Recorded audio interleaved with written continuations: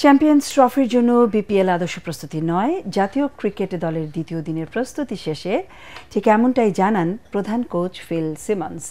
মিরপুর শেরেবাংলা স্টেডিয়ামে তাই টি-20 মেজাজ থেকে ওয়ানডে ফরম্যাটে মানিয়ে নিতে ব্যস্ত ক্রিকেটাররা। তবে কোচ সিমন্স আত্মবিশ্বাসী যে দ্রুততম সময়ে তার শিষ্যরা 50 ওভারের মানসিকতায় ফিরে আসতে পারবে।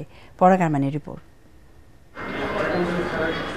বুধবার পর্যন্ত মিরপুর শেরেবাংলা স্টেডিয়ামেই অনুশীলন করবে বাংলাদেশ ক্রিকেট দল। বিপিএল এর ফাইনালের আগে যারা ছিটকে গেছেন মূলত তারাই 2 দিন আগে থেকে শুরু হওয়া অনুশীলনে যোগ দেন।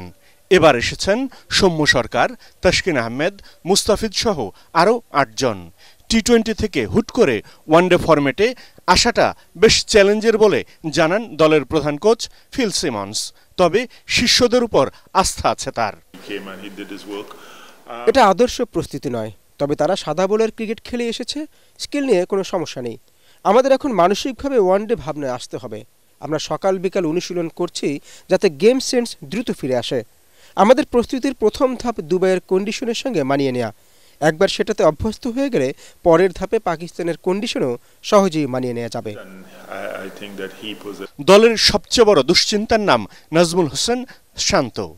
ইনজুরির কারণে ওয়েস্ট ইন্ডিজ সফর মিস করেছিলেন।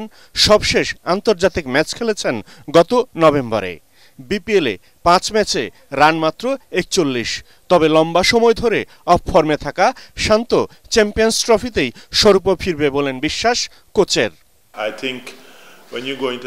সে যখন বিপিএলে ম্যাচ খেলেছিল না তখনও কঠোর পরিশ্রম করেছে। সে খুবই পরিশ্রমী একজন ব্যাটার, সারাক্ষণ অনুশীলনের মধ্যেই থেকেছে। এটা দলের সবাইকে মানসিকভাবে শক্ত হতে সাহায্য করবে। চ্যাম্পিয়ন্স ট্রফিতে অংশ নেওয়ার জন্য আগামী 13 ফেব্রুয়ারি দুবাইয়ের উদ্দেশ্যে ঢাকা ছাড়বে টিম বাংলাদেশ। 20 ফেব্রুয়ারি ভারতের বিপক্ষে ম্যাচ দিয়ে শুরু হবে টাইগারদের চ্যাম্পিয়ন্স ট্রফি মিশন। পরাগ আরমান, এটিএন বাংলা, ঢাকা।